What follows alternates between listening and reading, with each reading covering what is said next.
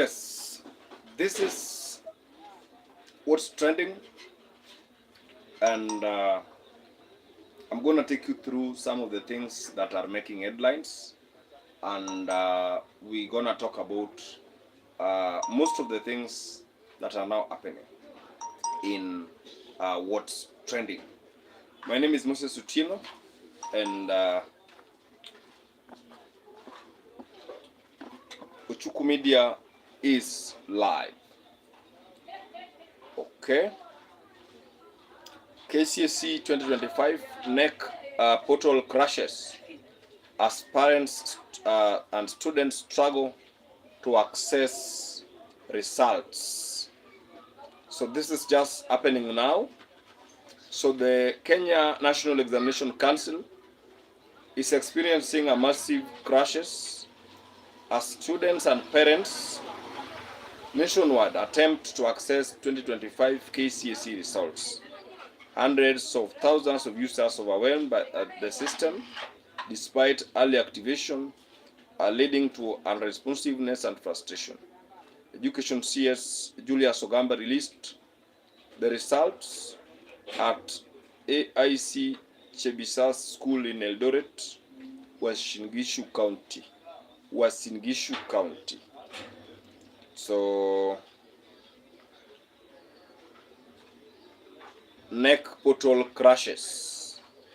I think it has crashed due to the overwhelming numbers of people, students, parents, guardians, who are now logging in to find out more about the results that have just been declared by CS Ogamba.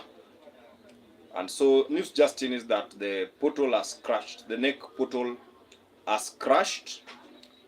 This is after overwhelming users, parents, guardians, and even students who are now logging in to find out their results, how their school have fared on, how the students have fared on, parents checking how their children have fared on in the ongoing examination.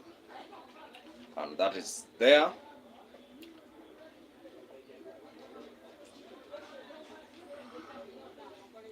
Another story is KCSE 2025, of course, is now out, and 1,932 candidates scored grade A as university entry figures rise. So the university figures have also rose as a result of a total of 1,932 candidates scoring a mean grade of A plain in the last year KCSE results, which have been released by Julius Ogamba. Okay, that is there. That is there. Kisumu Boys High School have also celebrated after garnering 10 A's. Kisumu Boys High School have recorded an outstanding performance in the 2025 KCSE examinations after producing 10 students who attained the coveted A grade. The achievement has placed the school among top performing institutions nationally and sparked celebrations within the school community and beyond. Speaking after the release of the results, Principal Austin Muma praised the candidates for their discipline, resilience, and commitment to academic excellence.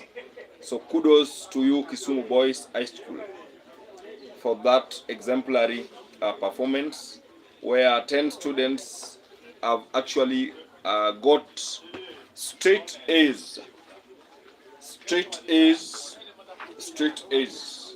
So Kisumu boys have done exemplary well. Now another news is that Alliance Girls High School student who scored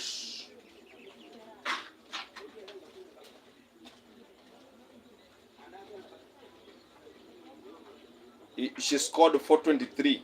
I think I'll cover that in our next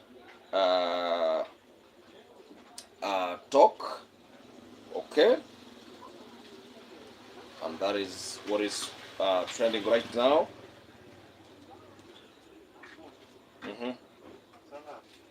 So President Ruto's panel on protest compensation to file court appeal. So that panel, remember Faith Odhiambo had relinquished herself from that particular panel, citing the courts declared it null and void. And so this panel, the panel of experts on compensation of victims of protests and riots that was appointed by President William Ruto and later suspended by the High Court, has announced plans to move to court to seek judicial guidance after the head of the state reviewed its mandate to make it an advisory entity. So according to Ruto, he needs advisors, yet he falls short to articulate government policies. Why is Ruto having so many advisors and he still comes short in articulating government policies? What is the need of advisors? So another Kenyan launches tree-hugging quest after Irungu's dramatic exit over kidney failure. We need to have a conversation. We need to have a conversation as a country. This tree-hugging is not normal. I used to think that tree-hugging is just a challenge, like any other challenge, but this tree-hugging is now becoming too common. So Stephen Gachanja is the third Kenyan to take hold of a tree and hug it for hours for a specific cause. Some Kenyans are saying that it's becoming monotonous. Yes, it is becoming monotonous. It is becoming common. If you have a problem, why do you go to hug a tree? If you have an issue that you want to communicate, then you decide the best way to channel your grievances is through hugging a tree. We are not going to have that kind of business. That kind of business, I don't think if we are going to transact it. Where if you feel you have some sorrow, you have some issues in your heart, you just go and hug a tree. I think let us change hugging a tree. Let us go and hug water, or hug the mountain, or hug the forest. Tree hugging. So according to the young man who has a flag around his neck and is dressed in a white outfit, is not hell-bent on breaking Truphena Muthoni's record, but wants to create awareness about the plight of his family. So there are photos of this young man, Stephen Gachanja, hugging a tree. Hugging a tree.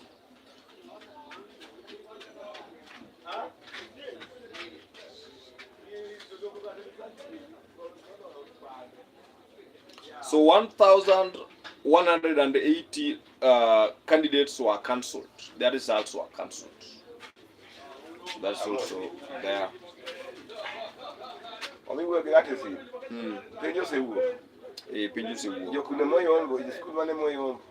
Niken Alliance dong. Alliance, Kisumu Boys otimo maber. Moko be otimo marach. Kaka mano. Dong kuro kaka mathindo moko otimo marach. Mane akiani wani. Nape japuonjo kaka neno korwaka kaka napenje chon. Opano kber.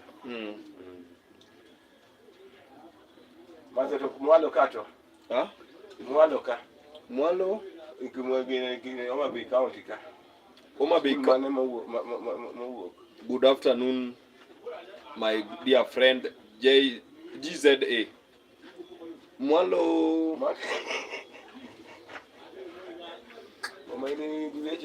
Mwalo Homa Bay County.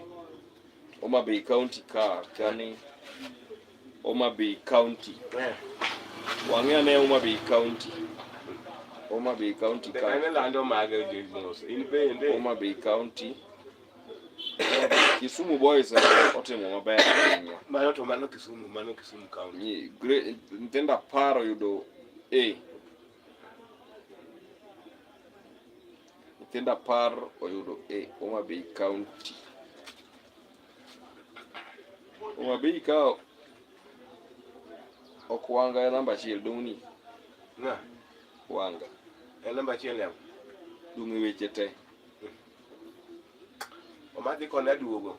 Nyeche dwa wuok. Owacho ni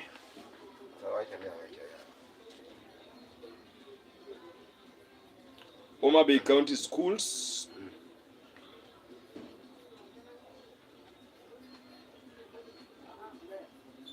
One my county wa. Kisumu gini gone wakiare. Ninja dawuok.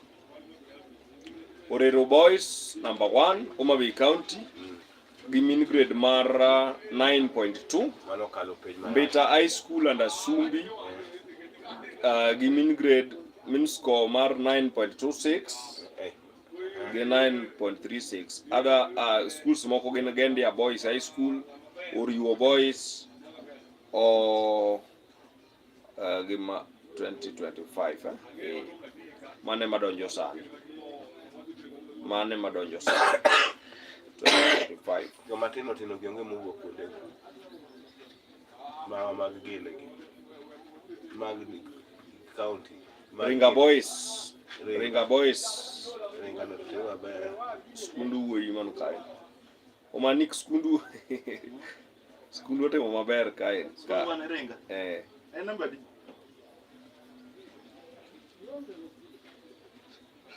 Ringa tewa maber. Jakendo nyano tie last year. Omino timo higa mane?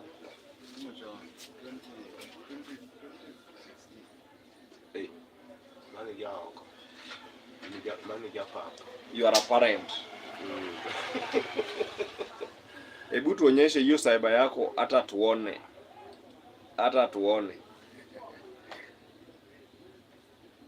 Hii cyber yangu itaonekana kweli. Itaonekana leo. Nimeonyeshanga leo, sitaonyesha, nimeonyeshanga tu.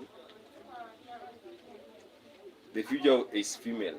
By the way, kama kuna brother yako amefanya mtihani, congratulate them. Kama amepata E, that is not the end of the world. Kama amepata Y, tabu. Kama amepata Y, result yake imekuwa cancelled, hiyo ni tabu. Tabu kubwa, tabu tena kubwa. All right, a beach.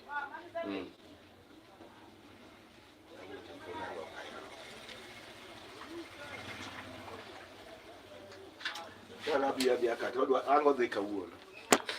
Ango dhi. Odwa dhi later. Okay. Koro dwara beach. A beach no pesa di. Idwa golo pesa di. Ndio fif. Yo kada ngati M10. Okay. Sawa. Kae nade. How can I land Luo? You come to my office. Unaona hii itakuwa nimeprint vitu. Sasa unasoma tu na inakuwa translated. Wamenye bange. Kwa akalo kadhi malo kucha kaduogo. Koro in the next 1 hour. 1 hour is or 45 minutes. Umakwete chaja gerenga genege. Okay, asem managine. Dongine dhi iduogo. Idhi ka odakadi. Papa ngene ngama dhi chako kaka yude. I'm just back. Chukua namba yangu ya simu nikufunze Kijaluo. Happy New Year. Umesikia naitwa fundi. Sasa usicheze. Kuro idi duogo. Omapendi giga adugo sadi. Ni nadwa the ala okula moda na kon. Sane so chiko. Duogo sa par gidaka pradik. Duogo sa par gidaka ka prare oga beach. Ka kete ni apara ba achulo ne. Aya. Ko trip kama. Ingie magik modwaro dong. I don't know. I don't Sadi sochi ko. Dakika 46. Madu sapal ginus. Apart ginus. Yes.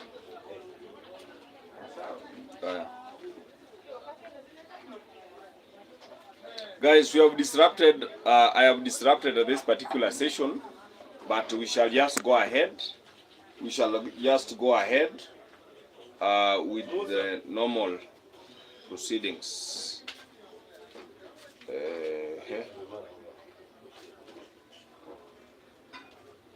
So, my friend, if you want to learn Doluo is very easy to learn. Liaise with me. If you liaise with me, everything utapata vizuri tena kwa wakati ambayo inafaa. Okay?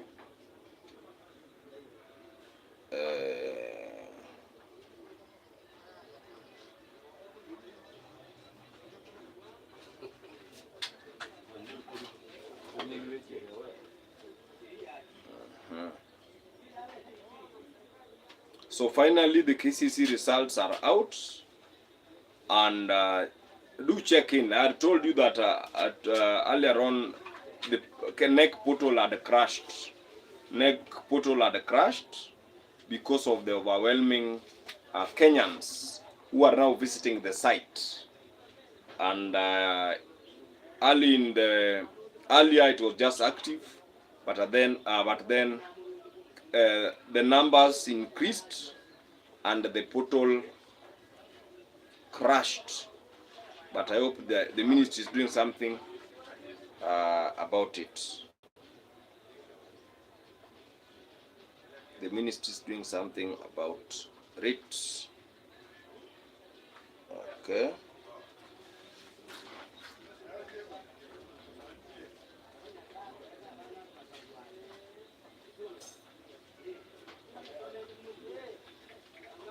Jana sijapoke neno.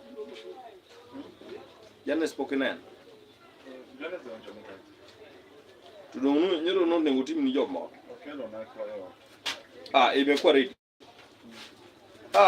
Ameniletea kwa amekuletea. Okelo.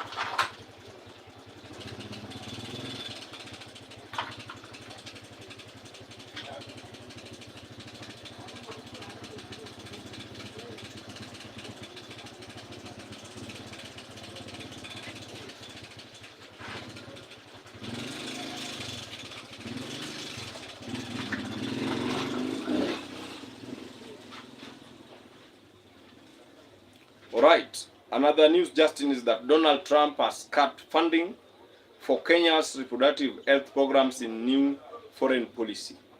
So we are again yet to see some shock from Donald Trump. Now health programs have been cut. Kenya's health reproductive programs have been cut by the Trump administration. And Trump should know that we are a sovereign country. Kenya can even work with China. Kenya can work with UK, not just America. So that's also a shocker. This is after Rigathi urged Trump. Rigathi had urged Donald Trump to come and arrest William Ruto over the Minnesota, or rather those involved in the Minnesota fraud funds which were meant for persons living with disability and were embezzled. So after Gachagua had requested Donald Trump to come and arrest those who embezzled the Minnesota fraud or fund, Trump has now cut funding for Kenya's reproductive health programs. That's a very huge blow for the country. And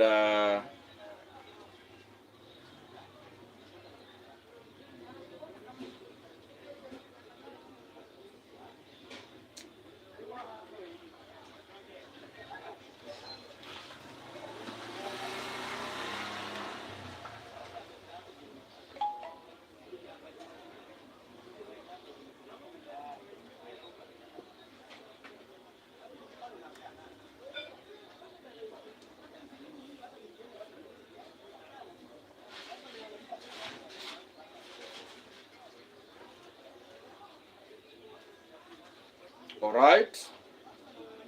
So that's just another story that we are following. The funding itself is now becoming a shocker to Kenya.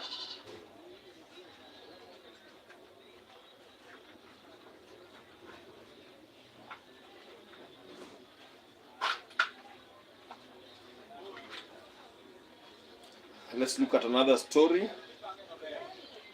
Let's look at another story.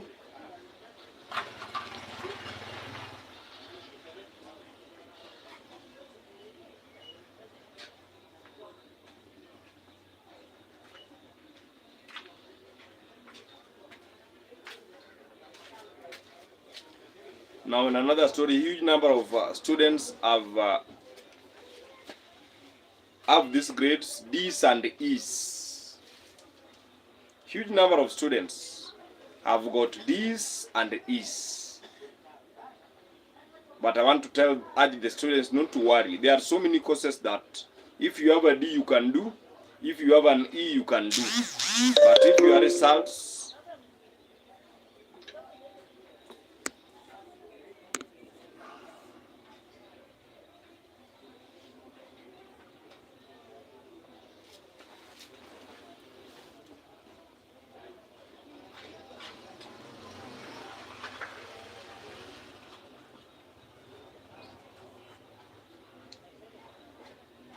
so if you are a cousin or a brother or sister has these grades E and D, that is not the end of the road.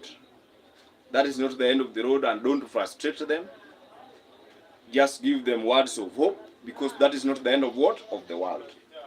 So according to Cabinet CS Ogamba, a large numbers of candidates have failed. Surprisingly 359,144 students have scored D's and E's. And we cannot celebrate failure. We cannot celebrate failure. Kwani hiyo mtihani ilikuwa ngumu namna gani? 359 students, 144 got E's and D's. We cannot celebrate failure. We cannot celebrate failure. And next time government wanafaa watunge mtihani rahisi ili watoto wetu wapite. Okay. Eh, go girungu. Bwana niko live bwana. Hiyo. Hiyo. Sadu. Ndio mora yodare. Itak na ko budu. Oh. Hiyo porta. Awe gusie pa moroka. Ndio mora yodare ko nyisa den gidi moro nyakora ne gidi yamba. Bedo kana bet kata ka frado tuwe. Ana wati gina porta. Bed moro bed iyo biro gudi yamba bed moro dwana los ni TV oti. To kia mwana dia twini ami but kula ne gudi yamba ndi moro kelo na. Ko sababu wambe ko ni yako. Koro kunde duni kundinya de dala but gino muti ko buna de domo. Kutien gitiwe achudo na muochi achielo kono de na nakawate mabalance. Anwe ko kona kamano tena kana ndo ngitimna mabalance. Koro kuna ne gudi yamba kuduga. Sitawa sema mbele. Tukatana du yangu na yote. Chakre sani anka. Stai mango donyo nang na fix kat bidu muna side ka TV na ni. Bipuka gole kata ka fed pa na mwalo kama. Koro kunje dumo tule. Ase kon nyam yunjo ni screen ayo dore mare mko. Ko biro. Ibi gochne. Ko delay ya boso na nga. Kicha dala ka denyo nyuwo. Ikoni fundo denyo nyuwo. Pesa mmoja mate. Pesa to. Dan nya gine makoro. Ndio iwayo digo sikuru. Onge ka ka gala pakata pesa magine onge. Matagala bana te ukanda pesa iwaete. Iwaye mesuko sani pesa onge. Matagala bana te ukanda bwana. But mari no de losore. Mari ni to de losore. Ni era kana bandi mudong ni no tama ni kichigisha beto ogo wa noma kode. Kara kana bandi pesa munudong. To tama kichigisha no ogo wa kode noma. But aido ni kiyo. To medo ile sora pada nya donje gi mkopa de ruga sane be to ok donjere. Ok donje. Dong basom. As mata bot gi go be gi no pogo. Hapana. Kodangi buki kau kio mar Samsung kete na oke betiyo. Sala pada udah jadi game ko. Udah nyamana kisala pada kandi. Dono ne gbe ni medani ni. Speak. Kata mana kaka nimechapoka kata wale kinti. Nyaka de yot. Nyaka dhi ot. Dongini dala kadenyo nyaka kora adase iye kama sasa. Ye dala kidenyo bwana Jones. To dala kidhi mosidi duogi pesa. Oh. Karamu sawa. Dala sabe donjo ni tini mingi yine gimoro amora. Bed breakfast na nyando hotel. Kore momi ok idhi ka dala. Penjo no kanya duoko kuro kumo giken. Yani mjumoni pok nodonga kawuono Moseni diga dala. Pesa onge ma. Moseni diga dala. Pok neno ka mose dhi dala. Awuoro sana. Wuoi. Antie. Hey. Yes sir. Ina. Gira muza dong. Hadi kauno kata bede Komsiro kwa chaji. komsiro Kwa chaji ka.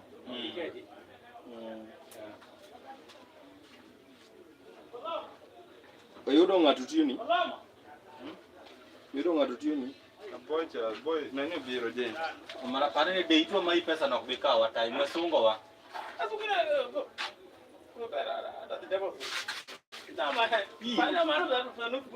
At pesa mangi. Kuro ere pesa. Daga ko. Nani na wan gi nini kama. Ya no. Ore be. Manyo fees muni. Yana jopo. Dung kariye pal ne kachacha. Koki iwoke jopo.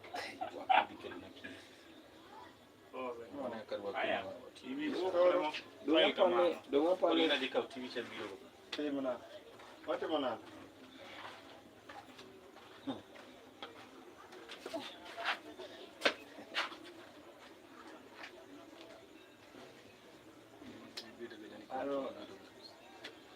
Oh, kusuna dikau TV cha tuwe ne. Oro mano onge kawuono do. Yudi kuno. Pangwa kinyo. Sasa ni dwa nyumba. Ada face jam. Kabirego kata mate. Vinja. You want to face jam. Face jam. Yenu lis. Ha? Nenda kutafuta dawa. Sasa hii mzee. Acha nimalizie hii maneno, si ndio Johannes? Nataka na zile dawa. Ne. Ada na zile mwana. Kenya ada manyo na watu wa school mora mimi kwa kwa choni. But in the dala. To do what? Grade 10. Don't be a coward. Mera bondi. Anaga Wan gi mose. Kenya ne Kenya de nini. Yo. Mose ne. Gara Oero chon. mon. Kabondo. Ni kabondo. Macho reno oero mon. Kidhi kare. Pasa yuge skido. Mone monyuolowa. C'est public. Non public.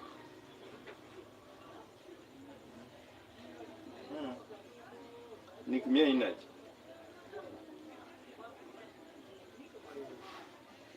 Mtu yao. Podi pokaze. Mtu. Pokaze.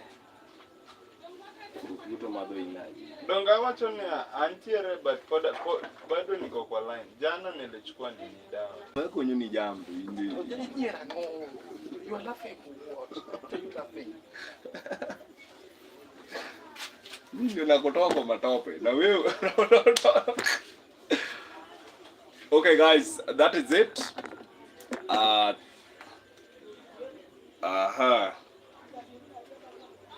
That's it.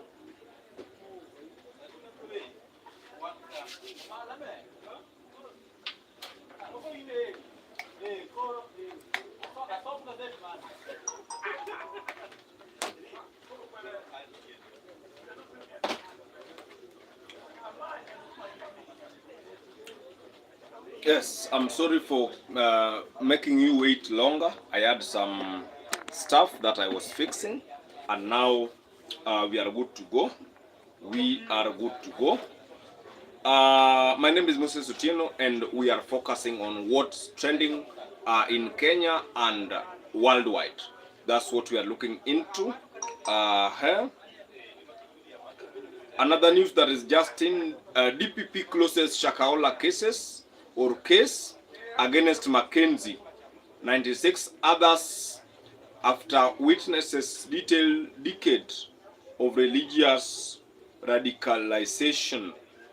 So the Director of Public Prosecutions, DPP, has formally closed the prosecution case against controversial preacher or other pastor Paul Mackenzie and 96 other co-accused, bringing to an end of a detailed trial phase that exposed a decade-long system of religious radicalization linked to the deaths at Shakahola Forest.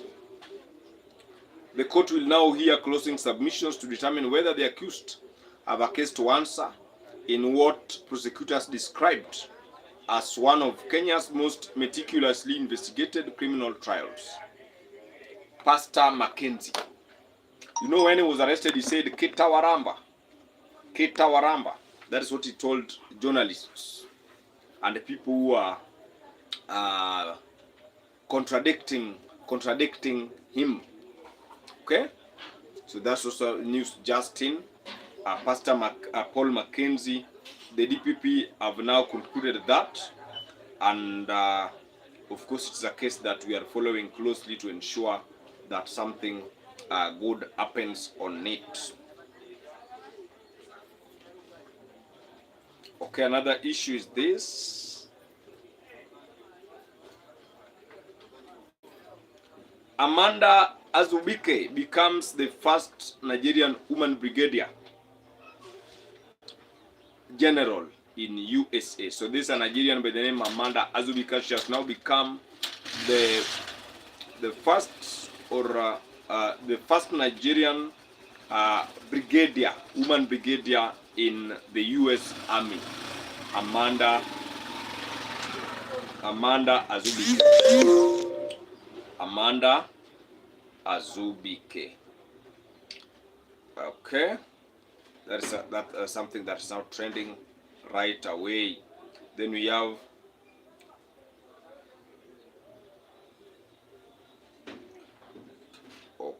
this one we covered yesterday. Let's look into another issue. Let's focus in.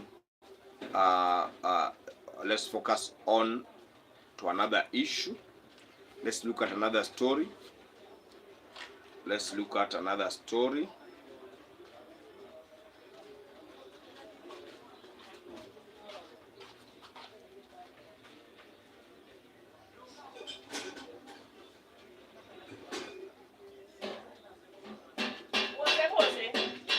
Adich mate.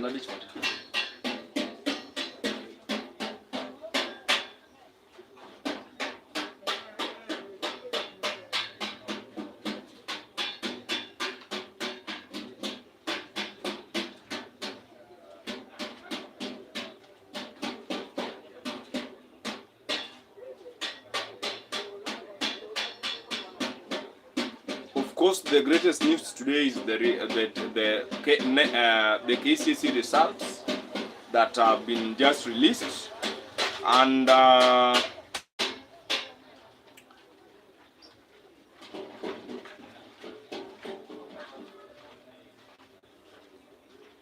shock. This is again another tragic news.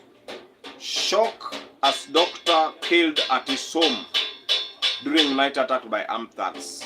That's also there. I think today there are no, we don't have many cases. We don't have many cases that's trending. The issue that is trending is just the KCSE results. And for those who did better, congratulations. For those who have failed, it is a nice moment. You will win, you will overcome. So let us ensure that we take care of our kids, no matter what they have scored, no matter what they have scored in their grades. I think that is what should happen. We don't want parents mocking or doing a mockery to their children and kids. Okay.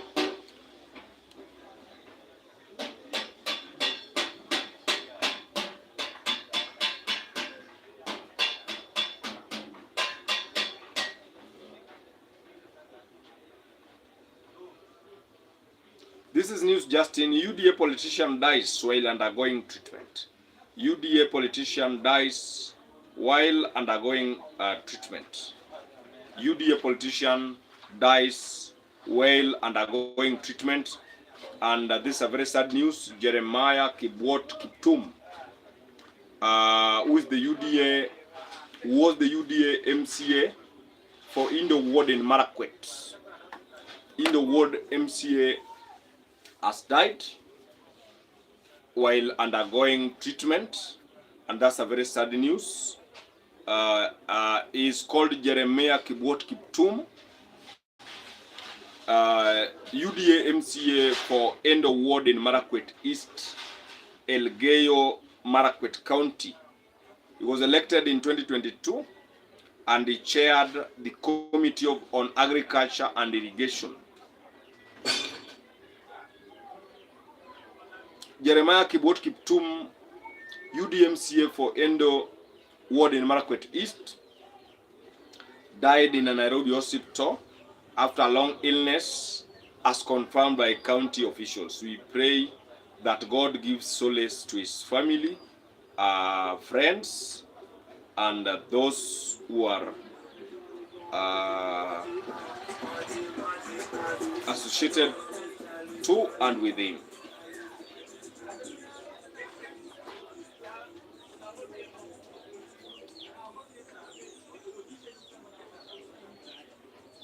By the way, let's embark on Raila's birthday party. Prince, don't leave. Let us embark on Raila's birthday party. Prince, don't leave. Prince, I can see you. How are you? I do hope that you are fine. Yes, don't leave. I never saw your statement there, but I've seen it. Wow, you have left.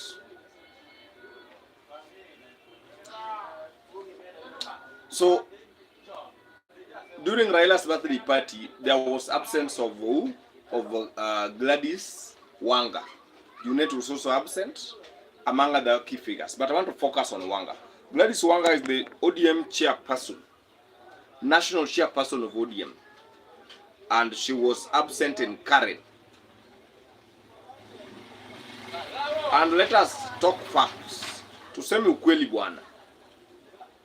After the death of Raila Amolo Odinga, Gladys Wanga became irrelevant. She became irrelevant, and that is a fact that we can all see. She was also not there when people like Sefona were present, celebrating what? Raila Odinga's birthday. Let's look at another story. Let's look at another story. Let's look at another story that's also trending. Let's look at another story that is trending right now.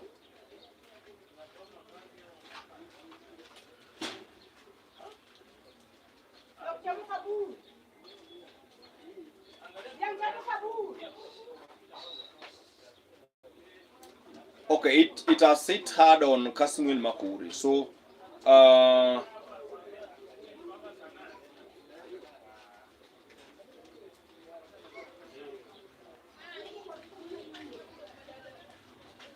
this is what happens to Kasmuel Makure.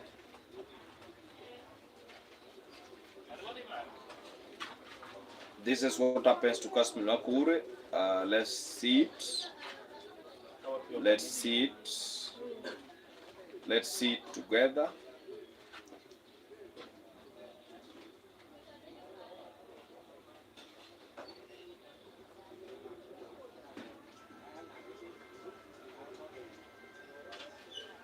Kasmuel.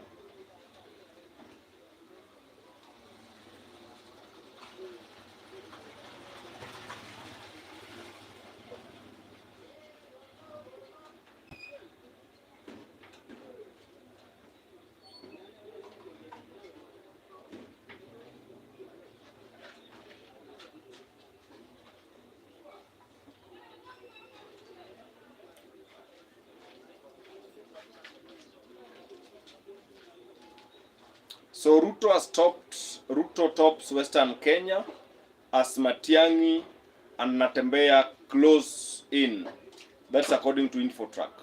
So according to Infotrack, President William Ruto has taken an early lead in the 2027 presidential race in Western Kenya, according to Infotrack, an opinion poll that was released yesterday. All right? So Ruto tops up the list. The survey shows President William Ruto commanding 25% of voter support across the region, placing him ahead of crowded field of potential contenders. So William Samoei Ruto tops up the list in Western Kenya as Natembeya, Matiang'i and others struggle for voter support there.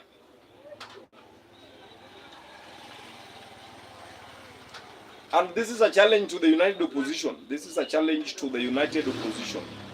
The united opposition must come together. If the united opposition comes together, they will defeat William Ruto.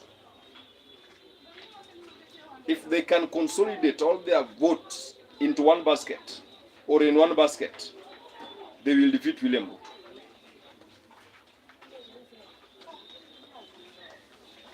Now Ruto is leading in Western Kenya. In Nyanza, it is Ruto who is leading. In Nyanza, I doubt if Kalonzo can win in Nyanza. But if there is division within ODM, Nyanza will also be a battlefield. Nyanza will be a battlefield. But as we speak, according to Infotrack, Ruto leads in Western with 25% votes, then followed by Natembeya and other groups. And that explains a lot. That explains a lot. So the united opposition must do, a lot of consultation, a lot of talks, a lot of consensus. They must have that for them to win. I don't see a scenario where William Samoei Ruto will lose it. Apart from Mount Kenya, Ruto is very strong.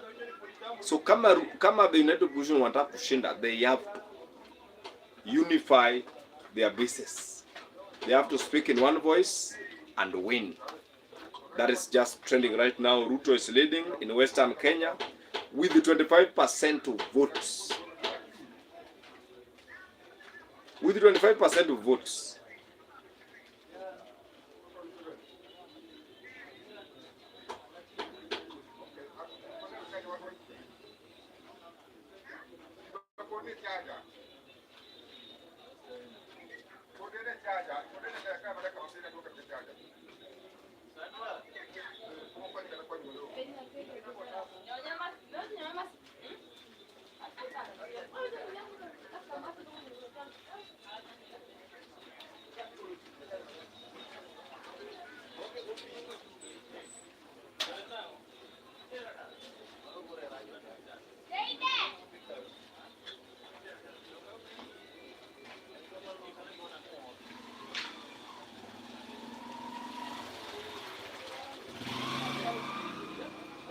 So I think I have told you this one. Elgeyo Marakwet East MCA dies at an hospital after illness.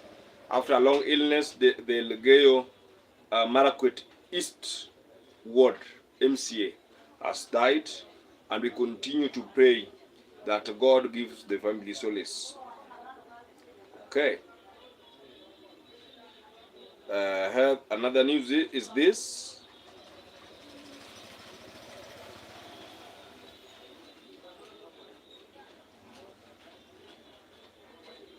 Why 1,180 candidates were cancelled?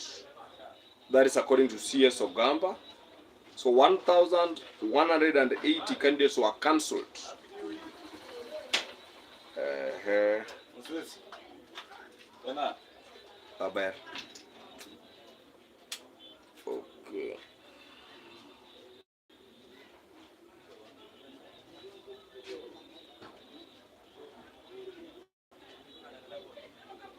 Guys, I think due to interference that I'm encountered with, I may not proceed with this live effectively, and therefore I want to send my deepest regrets because it has been interference left, right, and center in my area of work. I normally go live in my area of work, and I think it's difficult a bit, but we shall go ahead. Let me go through the top fans, my top fans. We have Prince and JZA. Thank you so much for having stayed with me for all the while, because without your support this channel cannot be where it is. It's because of your support that this channel has managed to be where it is. It is because of your support that this channel has managed to be where it is, and I really thank God for that. It's not easy to have this kind of numbers that are now trickling in. Thank you so much, and I pledge to give you nothing but the best, nothing but the best. And we are now focusing on the Luo Nyanza shift, that why the Ruto ODM alliance is leaving Kalonzo Musyoka politically homeless.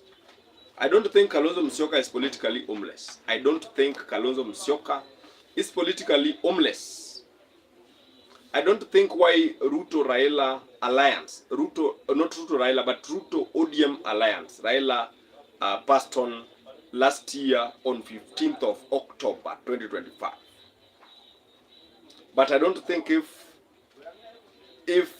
Ruto ODM alliance will render Kalonzo homeless.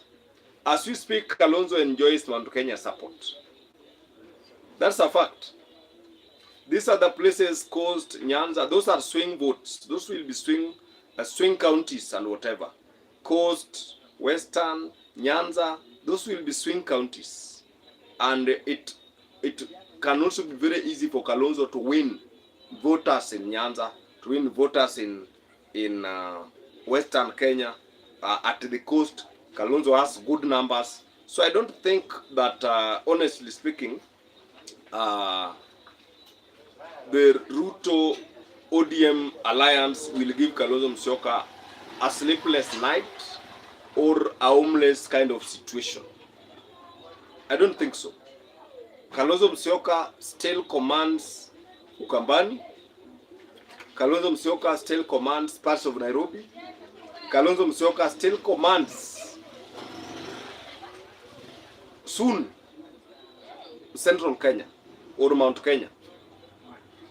Because if Rigathi Gachagua supports Kalonzo Musyoka in Mount Kenya alone, that is 4 million votes.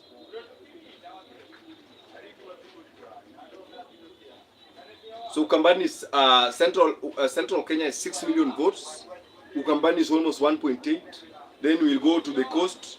We will go to where? We will go to Western. So Kalonzo Musyoka still has a chance. Kalonzo Musyoka still has a chance. Still has a chance. Kalonzo Musyoka still has a chance. So I don't think that the unity between Ruto and ODM will render Kalonzo Musyoka homeless. Kalonzo cannot be homeless. I don't think that Kalonzo can be homeless. And this is it.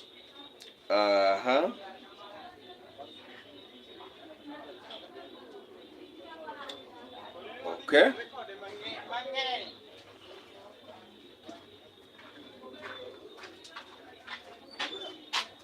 Let's look at another story. Let's look at another story. Of course, the story that is still trending. Okay.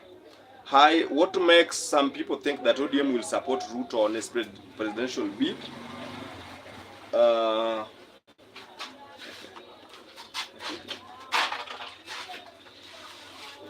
just because of two PSS, Wajaluo msibebu akili and Gen Z killer.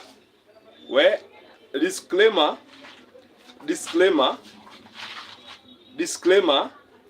and I want to read it. Hi, from my friend Paul Irungu. Hi, what makes some people think that ODM will support Ruto on his presidential bid? Let me answer that. Even if ODM does, there is what we call voter apathy in Nyanza and Raila Odinga's absence in Nyanza. Raila Odinga's absence vis-a-vis voter apathy. Now,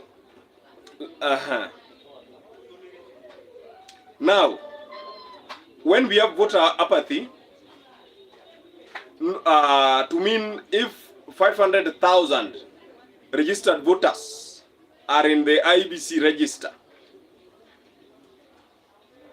all right, 500,000 voters have registered to vote, then they don't vote. That is voter apathy. So what we'll have, we'll have Luos who will register but they will not vote. That is voter apathy. We will also have the Raila Odinga absence. Majority of Luo people or majority of voters in Nyanza used to vote because of Raila. So based on voter apathy and Raila's absence, I don't think many Luos are going to vote. I don't think many Luos are going to vote either to punish Kalonzo or Rigiji. I don't think many Luos are going to vote. Based on two things. One is voter apathy. And what normally brings voter apathy? ODM ticket normally brings about voter apathy. ODM ticket or tickets issued to candidates who are preferred by the party. Then we have the Raila Odinga absence. People are demoralized from Luo Nyanza. Raila Odinga's death demoralized voters in Luo Nyanza. Because Ruto is also accused as a person who did away. Let me not say that. But Ruto is accused as the reason of Raila's death. So, yes, there will be two things that Ruto will have to deal with. One is voter apathy. Two is Raila's absence. What will Ruto do in Luo Nyanza without Raila? There is also the division of ODM. The division of ODM, that's another factor that will make Luos not to vote. There are those who will feel they are loyal to ODM. There are those who will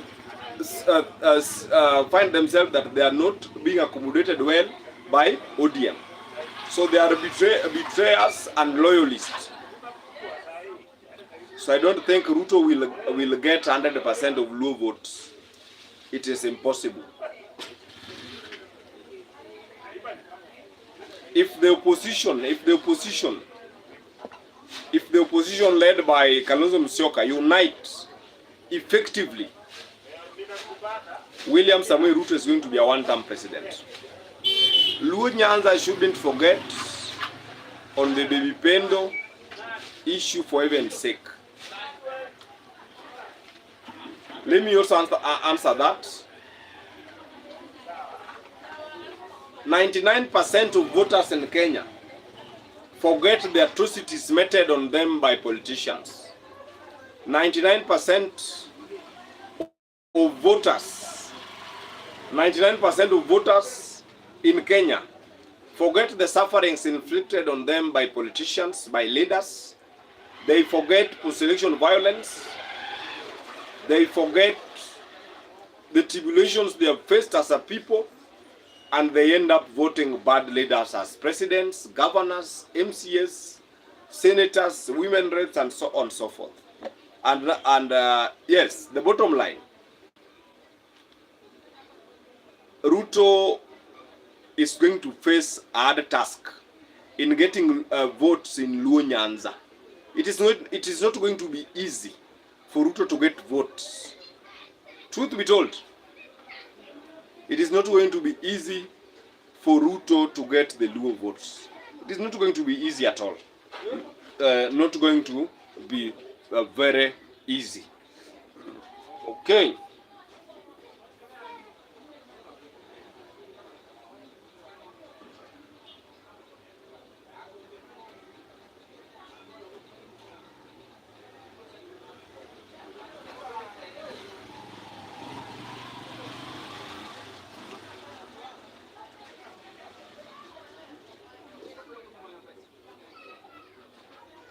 Let's look into another issue.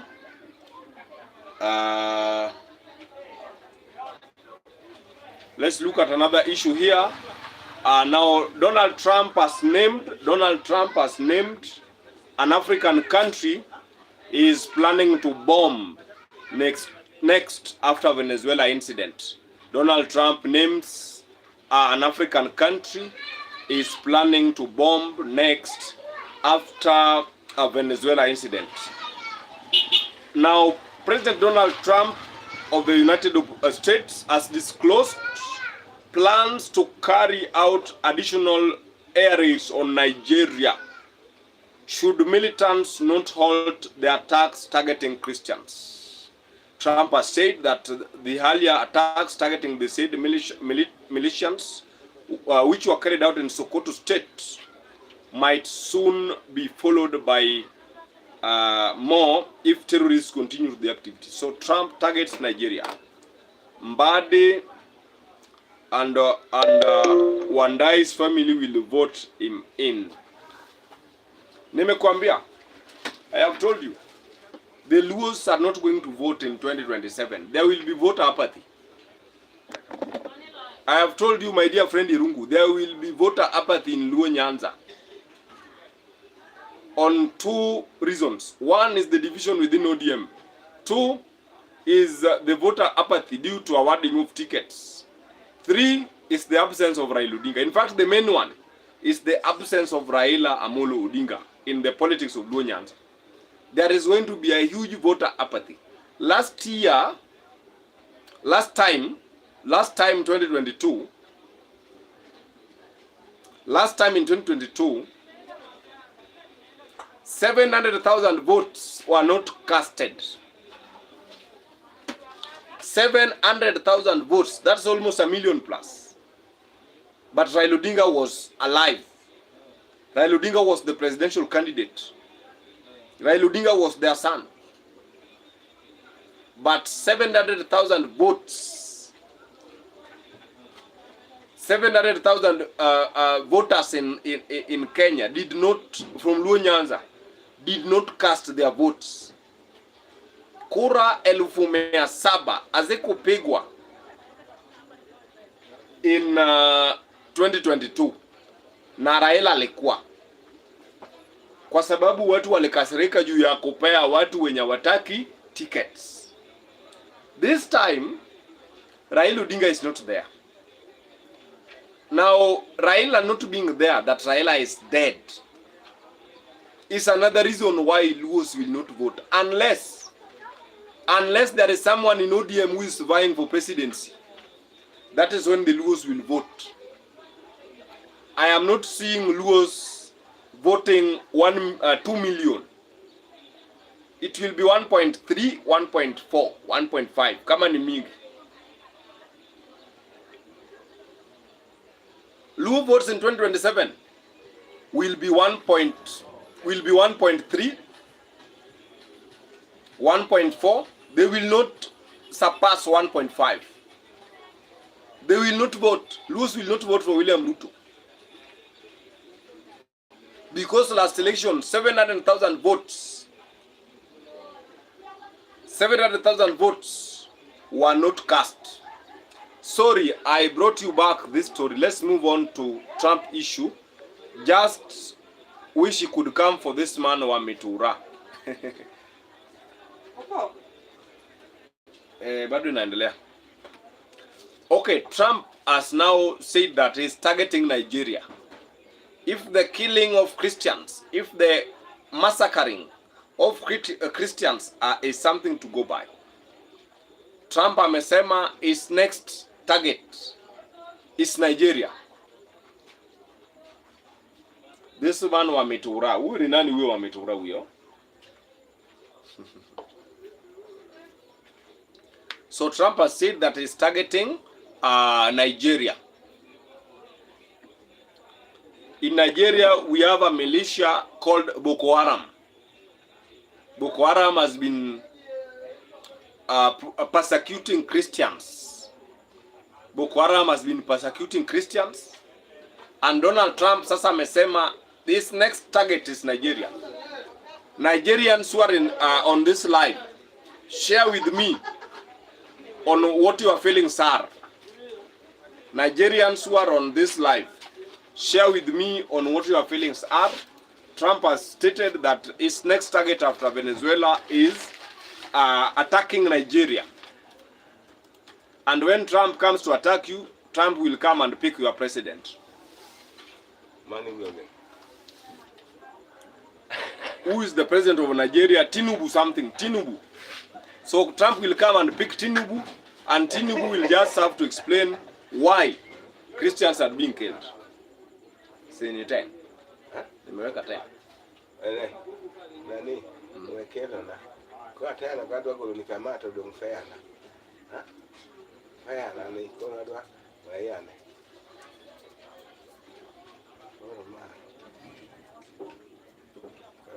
You are saying who is the person, who is the Mutura man? Ruto Uru Gachagua Uru. Thank you, sir. Omane wiki yani kikingacha taga. Ukunicha tagi. Aya sawa. Dunkatama no kutagi. Anakia kana neno kionyesha ni akia kada nyecha neno kada explain gima no ndio. Okay. Sasa karibu. So Omane. Mkama. Ya piko miagine go. Miakogine go.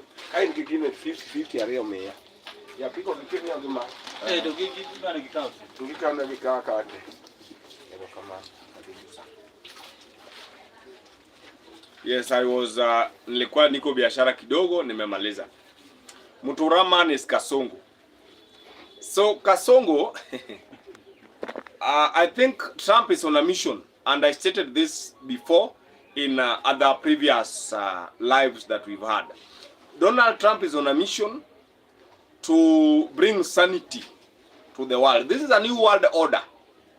This is a new world order. And Donald Trump has just started.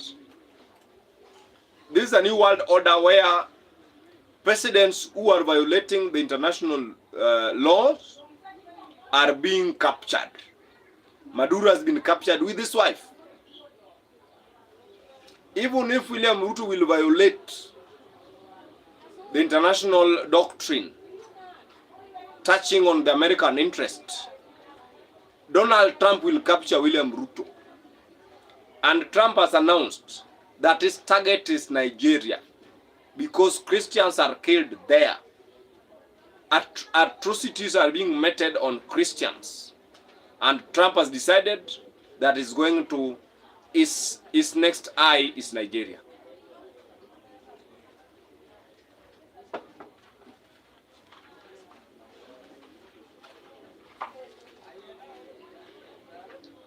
Let me get into another issue. Yes, it is possible for Trump to arrest Ruto. Okay, new world order should apply in Kenya immediately. Trump amechelewa sana. New world order should apply in Kenya immediately. Trump amechelewa sana. It will come. It shall come to pass. It shall come. Don't worry. As you speak, Trump has cut off funding for essential health programs in Kenya.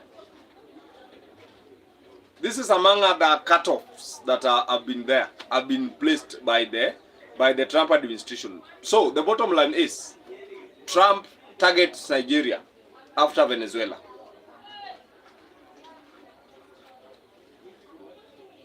And remember, Trump doesn't joke. If he says, I'm coming to arrest you, he comes.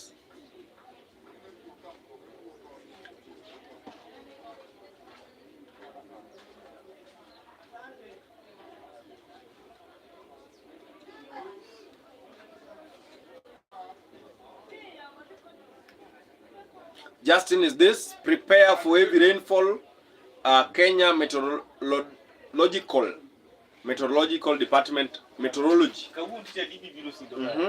warns. So tunataka kuangalia and US withdrew from all UN organizations, I think yesterday.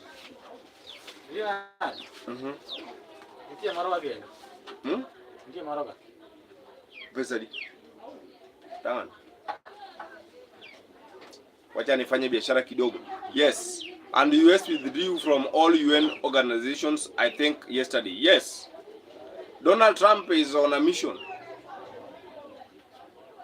Ngapi?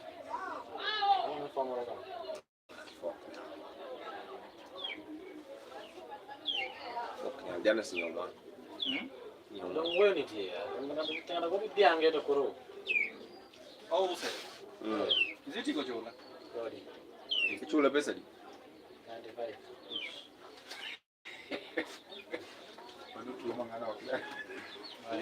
Wewe ni tia. Amana. Mose. Wana, niko la liga. Kama na Mose, wacha na maganga.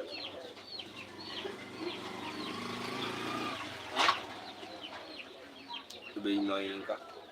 Don't tie. Iko ni angema. Wati.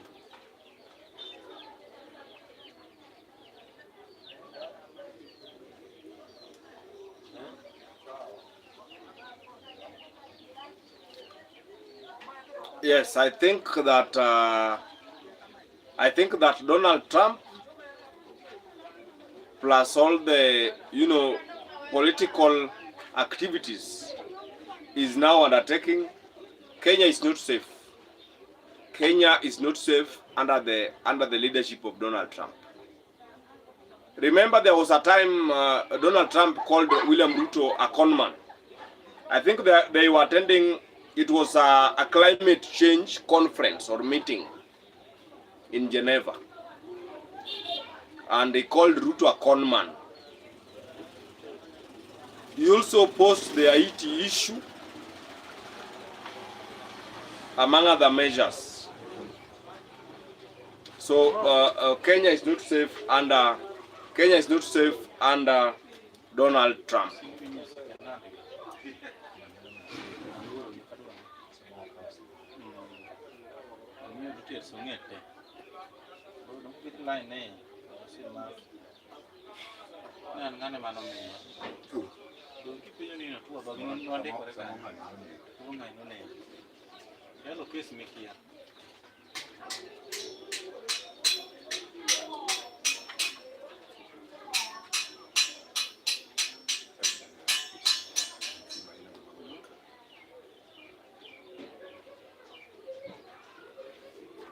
And one thing that William Ruto should do is to address the Minnesota health fraud claim.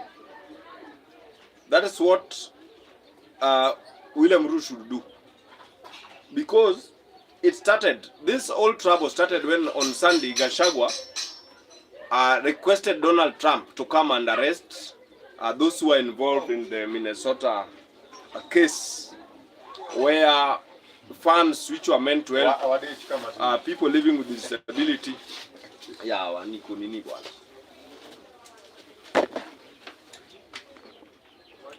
Where funds which were meant to assist the disabled were embezzled by Kenya officers or by leaders in Kenya. And Mr. William Ruto should address the issue of Minnesota scandal. That is where the problem is coming from. Yesterday, we saw Farah Mali, I don't know, Adan Kainan, trying to defend the government over the Minnesota fraud. And that is where the problem lies. From there, the US withdrew all their offices in Nairobi, UN offices, from in Nairobi. And so, Mr. Ruto must do something. Riven, I can see you. Thank you so much. How are you?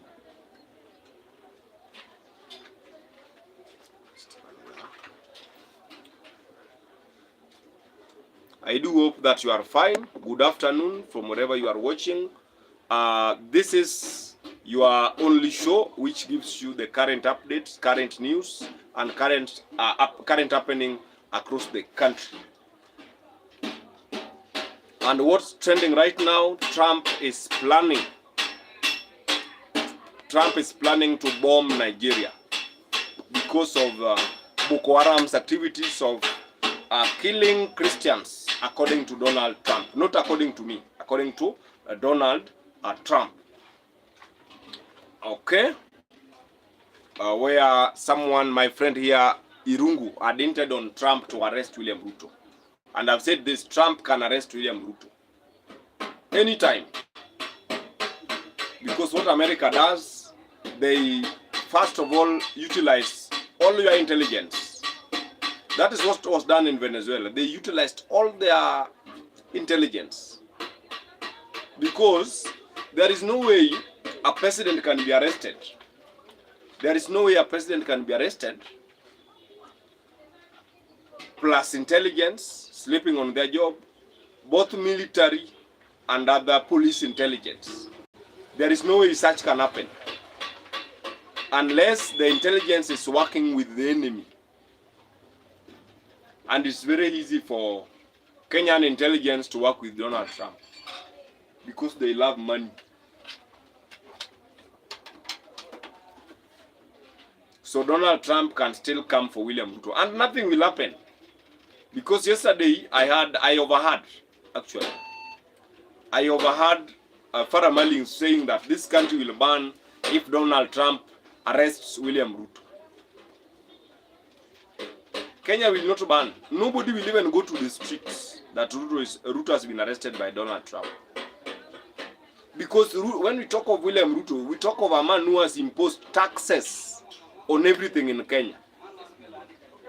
Even sitting down in your house, just sitting in your house, you are taxed.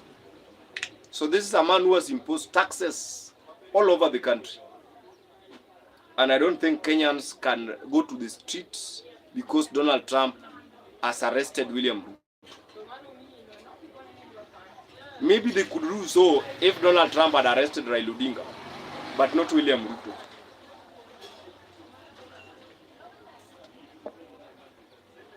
Yes, because there was a time Farah Mali even said that if he were the president in 2024, he would have killed, slaughtered 5,000 Gen Zs every day. And is now threatening Donald Trump. America is not a joke. If they come to arrest William Ruto, they will do so, nothing will happen. Nobody will go and storm parliament because Donald Trump has arrested William Ruto.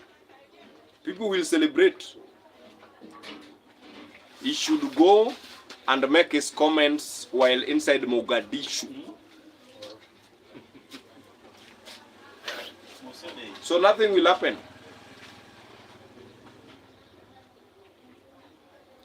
You know, there was a time Cardinal Otunga, the late Cardinal Otunga said that Kenya is not at war because citizens are peaceful.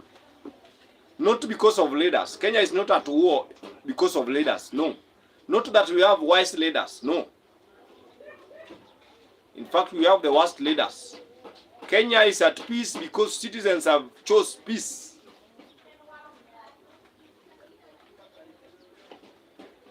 Not because of leaders.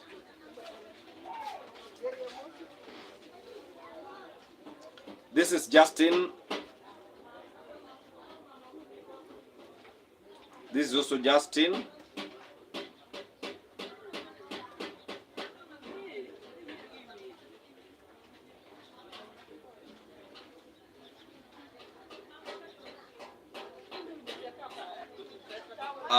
Iran cuts internet as protests grow. Many pundits warn of regime losing control of the country. Okay.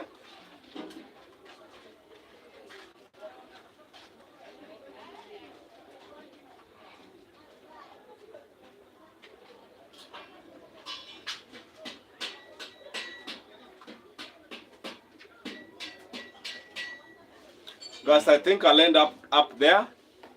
It has been a good moment engaging together. It has been a good moment conversing around national and international matters. I'm really humbled before you. Thank you so much for those who have been supporting this channel, because without you, this channel cannot be where it is. Let me read this comment from Paul Irungu. I see on your chest that the future is female. What's your take? Oh, on my chest. I respect our mothers, our sisters, and I have this shirt on my, this writing on my shirt as a show of respect for women globally. As a show, this is a show of respect for all women globally. Thank you so much. Ladies and gentlemen, let me just make a quick shout to my top fans. We have Ravin, we have Prince, Polirungu, GZA. Thank you so much for having been part and parcel of this channel. I think we are going to have another session where we shall continue to talk about breaking issues that need our intervention as human beings. Okay, I think that's it for now. For those who have joined, thank you so much. For those who have subscribed, thank you so much. For those who haven't, I urge you that please do subscribe to this particular channel, so that together we move on in the same pace. I'm live from Homa Bay County in a small village called Sindo. Okay, I've heard that President William Ruto has now created a police force or a force which monitors people online. I hope you are not one who monitors people online, but on YouTube here we analyze politics. I doubt if I can be arrested for analyzing political situations across the country and across the world. Otherwise, guys, thank you so much for your support, for your love, for your care, for the likes, for the comments. Thank you so much. I will come back later on in the evening. At the same time, good morning, good night, because this channel is being watched all the way from Denmark, all the way from USA, all the way from Canada, all the way from South Africa, Brazil, all over, India, all over, Mexico. Many regards to you from my side. Thank you so much. Until next time, goodbye. My name is Moses Otieno. Bye.